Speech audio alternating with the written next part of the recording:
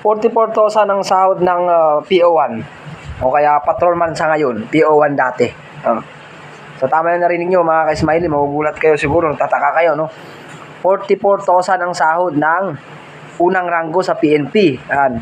So gagawin ko tong vlog na ito para ma-encourage yung mga nag-aalangan pa napapasok sa PNP kasi sabi nila, magkano ba talaga ang sahod ng pulis? Sabi nila 29. Sabi nila.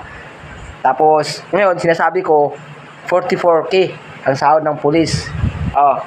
Kasi meron tayong tinatawag na gross pay.